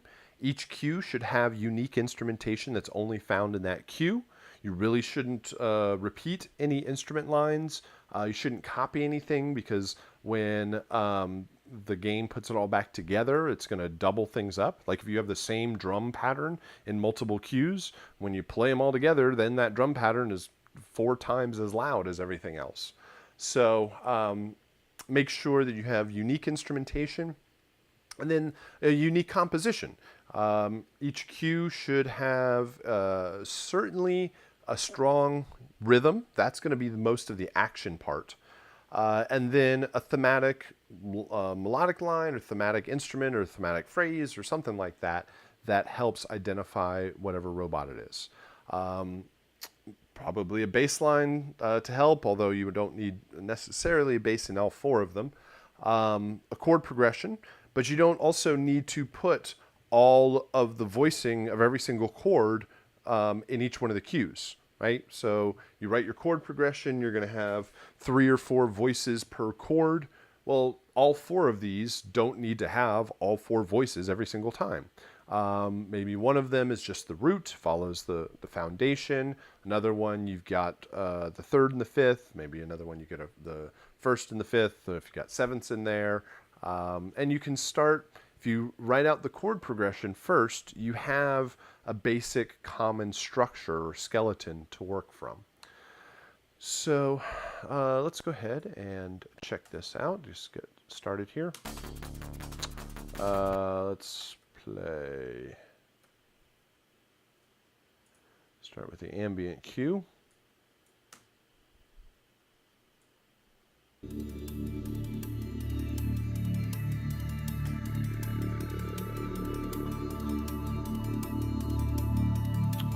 All right, I am going to I'm going to play the part of the game, just mixing these up and down. And the whole reason this thing is going to work in the game is because when the game starts, all 4 of these pieces of music are going to start, and they're going to play together. They're going to reach the end and all loop together, so they're going to constantly be in sync. The only thing is, the player's only going to hear this first one at the beginning. The 3 others are going to be silent. Then the buzzer comes in. So let's do this. Game starts.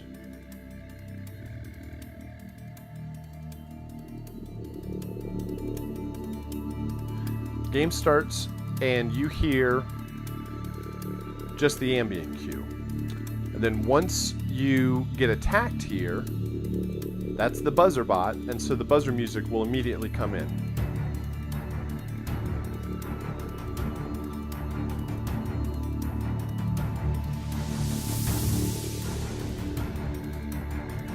And you're going to hear that buzzer music as long as the battle's going on. And then once you defeat that robot, it's going to start fading out. And the game is going to do this a whole lot better than I can and control it in the DAW. But it's going to fade that out. And whenever that robot attacks, that music comes in. So this is the buzzer by itself. So we've added the low strong strings. You got some big timpani hits in there, big low bass drums, and there's these little white noise sweeps somewhere, I think, in here. There you go. So it adds a little bit of layers. So this ambient cue is mainly made up of, has a hi-hat pattern in it, but mostly is a chord progression. This is outlining the chord progression. No, it's a couple of notes that are just kind of presenting the foundation of that chord progression. Here in the chat, it says, so that means we're making tracks separate so that means the music can't clash. Yeah, you are probably best to think about it as one whole composition. So what I end up doing in my composition session is I'll set up a region just like this, like a particular length that depends on your tempo of your music, and you'll count out how many bars will fit, how many bars you want to use that will fit with between 1 to 2 minutes, and then just start adding instruments.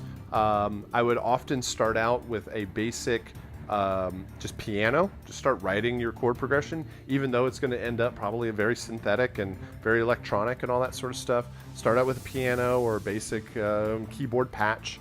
Write out your chord progression, maybe write a few melodies that could work with it, figure out what instruments you're going to use, and then just keep stacking them on top of each other so that it becomes one cohesive composition.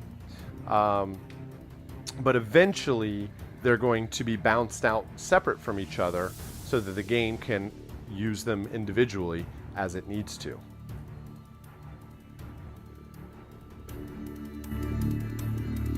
All right, so that is the buzzer.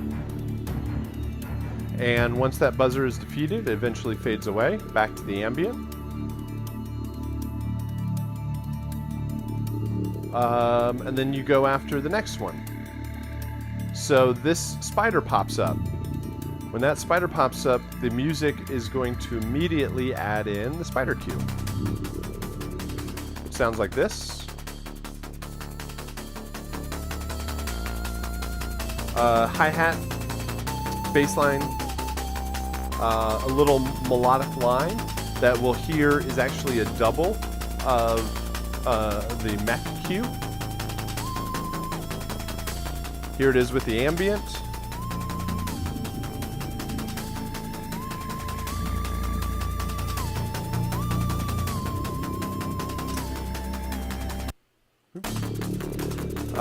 And then this guy's destroyed. This guy chases around a little bit.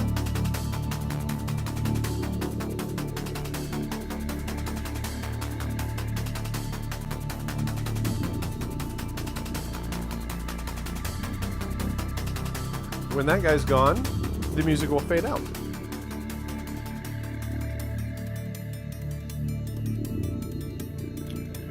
Until you get after this guy. And this guy is the mech bot. And he comes and he attacks, and it sounds like this.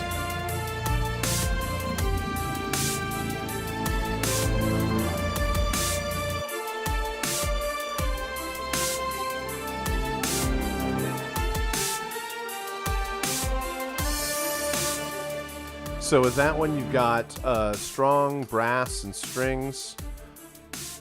You basically have the high strings to match the low strings from the buzzer cue. You've got a strong lead melody. This one, where's it coming?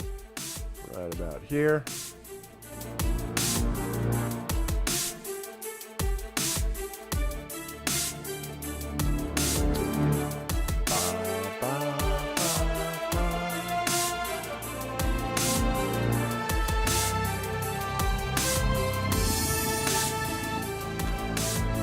And you also have the ability to have 2 or even all 3 robots on the screen at the same time. So we could bring in the buzzer cue.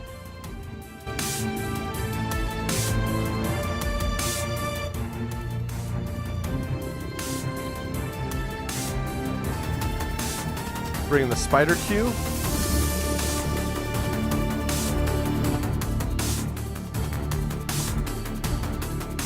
And all 4 of these cues should be able to play together. No clashing notes, no clashing rhythms. Again, think about it as one cohesive composition that with multiple layers that can play at the same time. There are 3 other files that are listed in the asset list. The music buzzer stinger, the spider stinger, and the mech stinger. And those are there to help the transitions from the ambient into the action. The action cues are going to hit quickly, and you do not know where they're going to be in the music. So to help this transition, we add in stingers. And stingers are going to play when the action cue is introduced. So let me give you an example here. I'm going to divide this up like how it will sound in the game. Just kind of set this up so everything is set up correctly. Something like that, something like this. And then we'll put fades. So we got a fade out there, and fade out there, and fade out there. All right, so when the buzzer action comes in, when it comes in here, you'll notice that the buzzer, it'll come in probably in the middle of some phrase somewhere, doesn't have a strong impact, just kind of jumps up.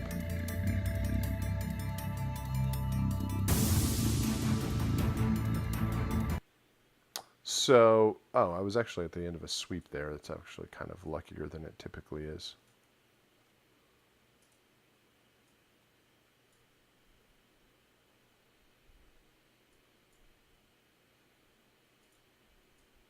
Turn off my fade there. Thank you.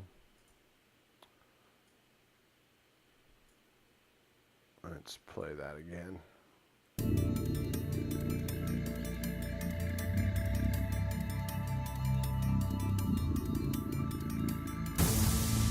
So it just comes in there. And so to hide that sudden transition, we can throw stingers in here. And the game, again, the game's going to do this all for you. A stinger should hit have a strong impact at the front and fade out to silence very quickly. It's meant to distract and create a little bit of interest at that whatever the random point that's going to transition. Provides a little bit of consistency, even though it is kind of just going to be a random point. If you're familiar with electronic music and like drops and impacts and things like that, that is commonly what a stinger could be. Stingers are typically have a strong impact, maybe some low end, maybe it could be a drop. And then there's another layer or two on top of what I call like some modulation or some filtering or a pitch drop or a sweep, filter sweep, or a synth arpeggiator or something like that. These are all kind of strong impacts.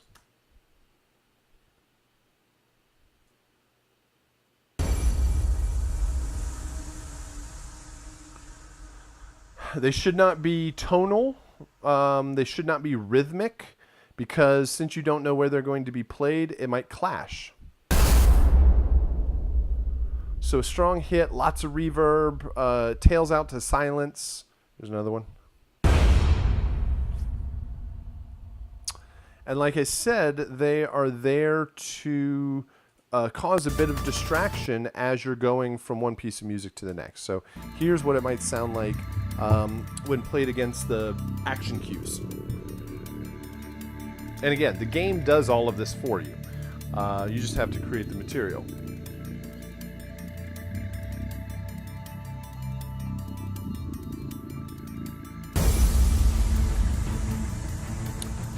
So it should provide a hit, and then the one should fade out, and the other piece of music will already be there.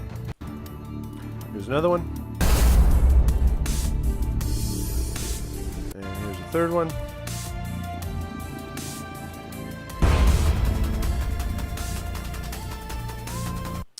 So hopefully that gives you a good idea of where to start with the composition. I'm going to play one more here. Let's get rid of that, and this, and this. All right, here's another ambient cue. So this would be a good example. This would be a good example to say that the ambient cue doesn't need to be boring. It doesn't need to not move or do any or have any changes to it. Here you can hear the outline of the chord progression. You hear a arpeggiated phrase. You hear some percussion, but it's not like a kick, snare, hi-hat pattern. It is sporadic and meant to provide emphasis. Here is the buzzer cue.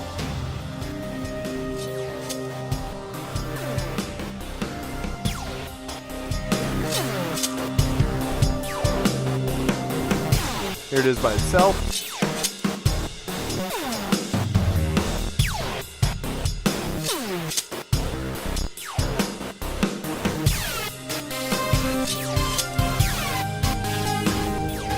So it follows along. It's got a little melodic line to it.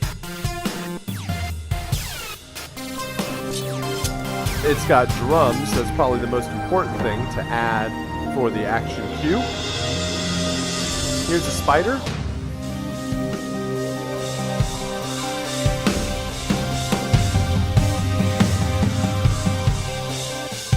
This one's mostly drum kit.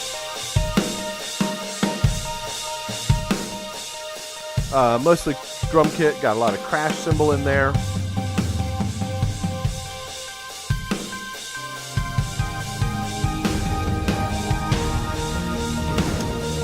And here's the mech.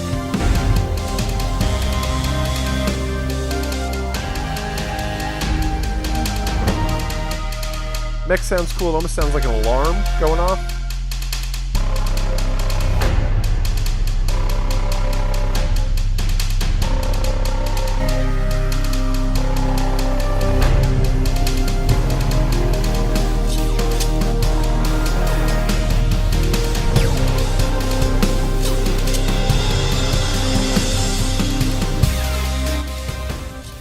You definitely have to watch out when all four of these are playing to make sure it doesn't completely overload the master. But a common progression, a common pace, a common rhythm to it that allows each one of these layers to be added and subtracted at any point. Then the game, whenever a new idea comes into play, it can just fade in the corresponding piece of music as necessary. So hopefully that helps in describing how the composition is going to be set up. I do want to show off a couple of things with the sound effects for the sound design this week. Please let me know if you have any questions as we go along, or if you're just watching the archive, then you can send me a message if you need any sort of clarification. So that's the compositional side of things. You also have the sound design, creating sound effects for Angry Bots, 22 sound effects. Again, this is, like I said before, because it's a little futuristic and robots and weapons and things like that, explosions, there's a lot of fun opportunity for sound design. So let me just load up the sound effects. And I would suggest that you do something similar to last time, where you would load the original sound effects into Logic and use them as reference. So let's see, I'll close down this session. Don't save. Get a brand new session here. Now, when you go download this assignment, you are going to get a folder that looks like this. It's called Angry Bots Original Sound Effects. And it's going to, you unzip it, and it's going to have two folders. One is called To Replace, and the other one is called To Use.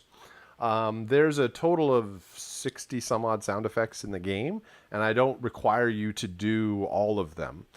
You can use some of the original ones to supplement them. So the one that's called To Replace, these contain the 22 sound effects from the original. Sorry, these do contain the original sound effects, but these are the ones that you will have to do for the assignment. And the reason is these are the more interesting, sound designy kind of sounds, if that really makes any sense. They are the more obvious weapons and robot kind of sound effects. The ones to use, these are some ambiances and interior shots. Then there's like bullet impacts and ricochets, and then there's also footsteps. So you're probably not going to win any awards off of your footstep design.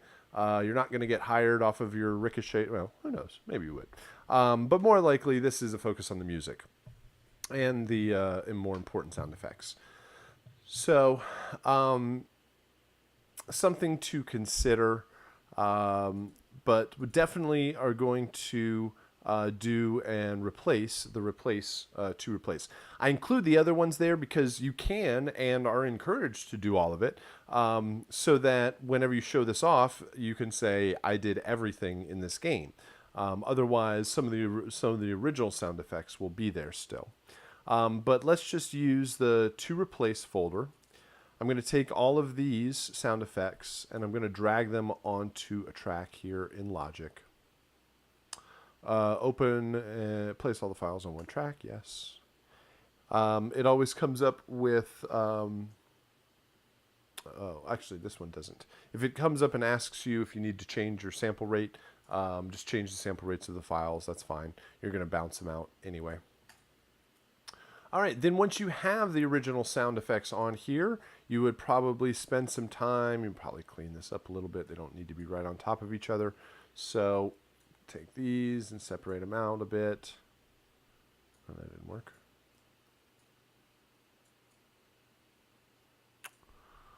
Well, Logic, come on. You can cooperate with me.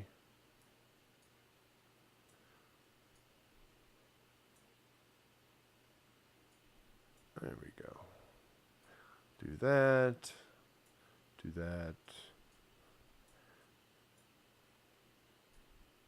And you don't need to watch me do all of these. But just trust me, separate them out a little bit so that there's a little gap in there. So when you bounce everything, you have a little room. Then you would create a couple of blank tracks down below. And build all of your sound design directly below the original sounds. But listen to the sounds as reference for what they should sound like, how loud they should be, what's the shape or like the waveform look like, how loud is it, how long is it, yeah, just the basic properties of that file. And then you would build your own sound effects down below. I'm going to cheat here and just drag these down. You would not do this. Don't do this. This is a bad idea. But basically, if I were to fake it, these would be all of my effects. And you definitely mute out the originals when you bounce. You don't want the original files in there. They're really obvious to hear. And you have, then you'd bounce these out and you'd have your sound effect. And you'd go through and design all of these. Let me actually play these. I think this is going to work. Let's see if these broadcast. Airlock door close.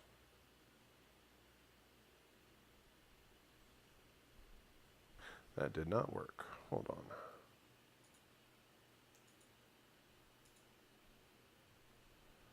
How about this? Let's try that again. There it goes. Okay, this is airlock door close. There are a lot of doors in the game. There are all the Star Trek kind of doors that open and slide open and close and do all that stuff. So there's a door open. There's a door close. And the assignment has pictures of everything so you can play through the game. You can see what's what. A lot of times you can get away with the close just being the reverse of the open. Maybe there's a little like chunk, like ka-chunk at the end as it locks closed. But with these, you can use with hydraulics, pneumatics, servos, motors, those kind of things give you those kind of great mechanical sounds. Ambience, exterior rain.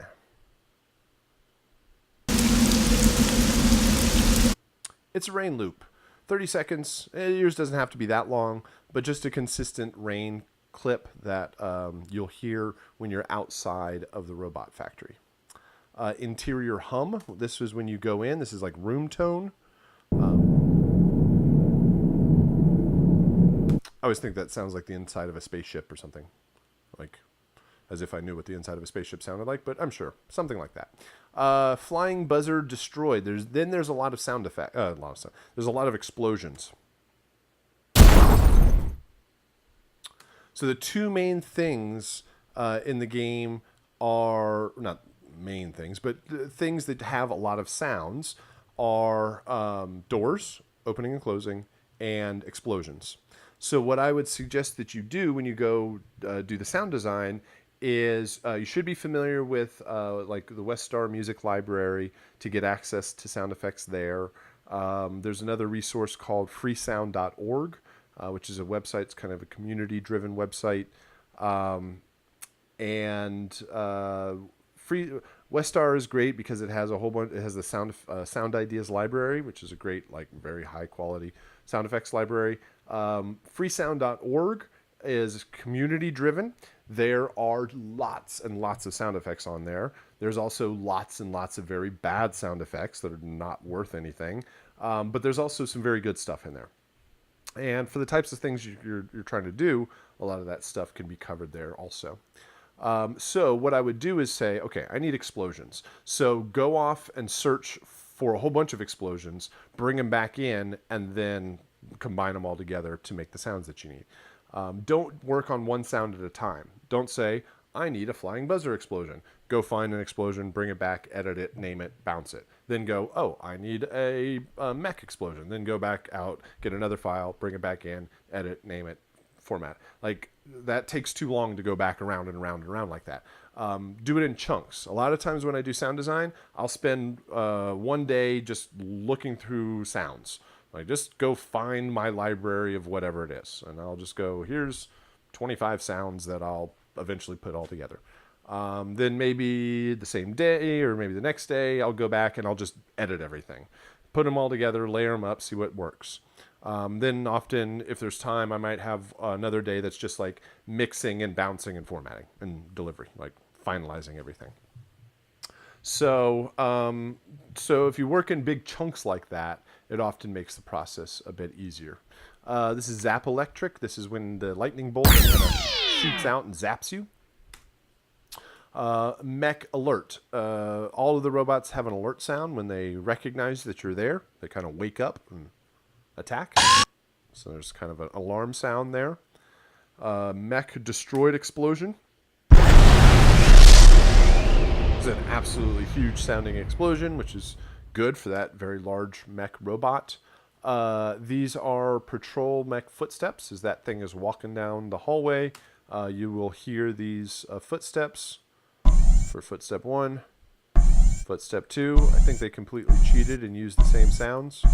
We could probably make it a little bit more interesting than that. Missile explosion. So this is when it fires at you. So it shoots its missiles at you, which is this shoot missile sound. So it fires them, and then it either hits you or hits a wall or something like that and explodes. The spider alert. Right? So a little couple of beeps as it wakes up. You don't have to do exactly the same thing. Just kind of do some other stuff. I've heard really cool things where people have done like vocoded robot voices when these things like wake up and it goes attack or something like that. Spider destroyed explosion. These are the bombs on the... That's when you destroy it. This is when it self-destructs. I think that is a horrible explosion sound. It's a real big letdown compared to the other explosions. Proximity. This is when the spider bots are coming after you, they beep. And it's very important, just make that one little beep. And you don't want it to be very long, because what happens is as it gets closer to you, the beep gets faster and faster. It goes beep, beep, beep, beep, beep, beep, beep, beep, beep, beep, beep. And so if you have like a long sound, that's just going to stack up and sound all sorts of crazy. So all you really need is one really short sample. Spider self-destruct, that's the bad explosion. Interior doors open and close. These are the Star Trek doors that slide open and closed. I always think that sounds like somebody's window being rolled up or down. Locked door opening. Once you get, you stand next to these computer terminals and you hack the computers, and it allows these locked doors to open. Player death. This is when you die. That's not true. That's a gunshot. That is the incorrect sound. Let me get that out of there. Player hit. This is when you take damage. Player shooting. This is the gunshot sound. It's pretty important with that sound. That is going to be a looping sound. And it is important that you match the timing of those shots, because I think it matches the animation or the muzzle flash in the game, which is this.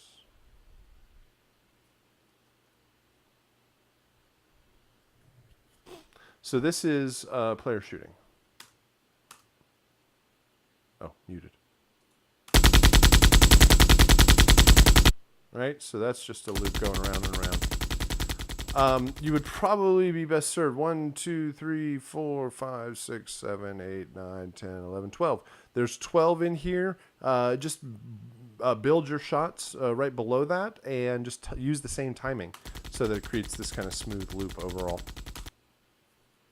And the last one is, I think it's the last one. Yeah, terminal hacked.